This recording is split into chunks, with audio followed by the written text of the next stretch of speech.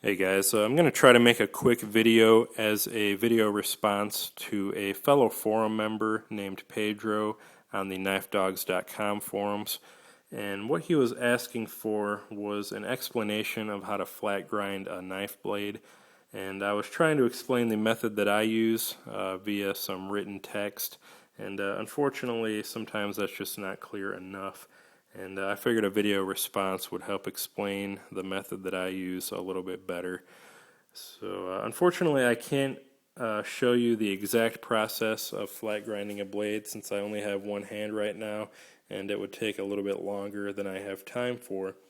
But I'm just going to give you some visual examples of the points I was trying to explain, and hopefully this will help give you a better understanding of what I was trying to talk about and maybe help you in your flat grinding technique as well. Now the first step I explained that I do for each knife that I make, obviously after I've profiled the blade blank out, is that I scribe two center lines in the middle of the blade.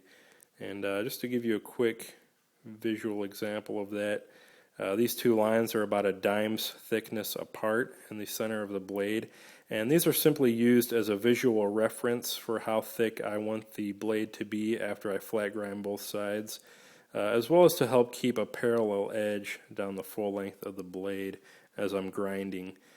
Without these, it would be a little bit harder to keep my grinds straight and parallel with each other.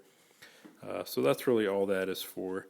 And obviously you want to take it all the way to the tip of the knife and stop where your plunge lines are going to be, or where your ricasso area is going to be. Now if you need explanations on what a ricasso is, just ask, and I or another knife maker will be more than happy to explain what we mean by that. But once the plunge line or the ricasso area is established, as well as the center line for your blade, you then want to bevel the corners of the blade off at a 45-degree angle and take that right up to your plunge lines, or I'm sorry, your scribe lines. And to give you an exaggerated example of that, I'll use this block of wood just to pretend this is one of your scribe lines on the top of your blade blank. You would just hold your blade obviously at a 45-degree angle to your belt and just remove that material the full length of the blade until you reach the scribe line closest to that face. And ideally you'll actually leave the scribe line just to maintain your reference point, and I've kind of exaggerated that visually here. I've just kind of ground almost but not quite to the scribe line. Now once you establish your 45-degree bevel, and again it doesn't have to be 45 degrees just as long as it's a fairly shallow angle. Once you establish that, you're then ready to start moving your flat grind down the face of the blade towards the spine. And the way that I was trying to explain to do that is that you want to again put your knife against the belt, not quite at a 45-degree angle this time, or in other words, you want to drop the spine down just a little bit to give yourself a shallower angle on the knife in relation to the belt. And what that does, again, just to exaggerate the example visually, when you roll that blade away from the belt, it will kind of give you a bigger space in between the belt and your scribe line. As you can see, the scribe line is touching the belt. Rolling it back a few degrees, it begins to come away from the belt. At this point, you kind of want to pick your angle, and again, specific angles aren't important. The angles will kind of ultimately work themselves out as you grind down towards the spine. But with each time you do this step, you just want to make sure you're kind of keeping a consistent angle with your blade. In other words, as you kind of drop your scribe line away from your belt,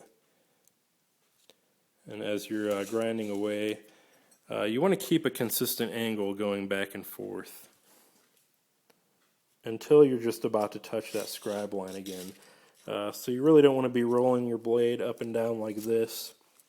And also you don't want to be moving your blade up and down like this either. So you want to keep that point at a fixed level and move straight back and forth bringing your scribe lines as you're grinding material away closer to your belt again. And I'll use this block again just as I feel it visually represents this better. And again, roll your knife back, open that space up, and just kind of start grinding material away. And as your scribe line gets closer, you kind of just want to take it up again, just to where the scribe line's just about to touch the belt. Once you reach that point again, you can then drop your blade down a little bit more, opening that space back up in between the scribe line and the belt, and repeat the process. And what you're hoping to accomplish by doing this is you're actually going to start moving that flat grind down. And the best way to see this is just to kind of try to do it yourself. But as you're dropping the angle down and grinding back up to your scribe line, your grind lines are going to start moving lower and lower towards the spine. And as long as you're keeping a consistent angle, both this way against the belt as well as this way, if you keep that blade straight and consistent, you'll have a nice crisp and straight grind line that stays parallel with the edge of your knife. And as far as where you stop, whether you want to do a full flat grind, go all the way to the spine, or do a partial flat grind such as I'm showing in this example, that's really up to you. The important thing is just consistent angles and keeping your knife straight. And again, grinding up to your scribe line before you kind of rotate the angle back down to get a shallower angle or a steeper angle.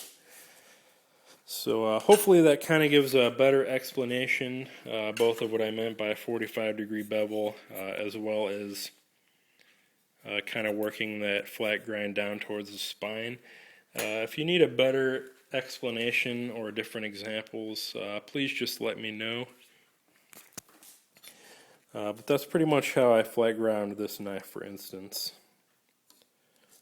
Just want to keep your knife straight, keep your angles consistent, and then match it up on the other side when you're done. Now, one thing I will say, you may be at a slight disadvantage with the wider belt sander, as well as because you don't have probably the best means to run your belt over to where you can get a full plunge line. Just to show you an example on this sander, obviously you're going to be limited at the edge of the belt here as far as how deep your plunge lines can go. But hopefully that'll help you and not confuse you even more with the flat grinding process that I use. And if anyone else needs to chime in or give advice, please feel free, or correct me where I've made mistakes.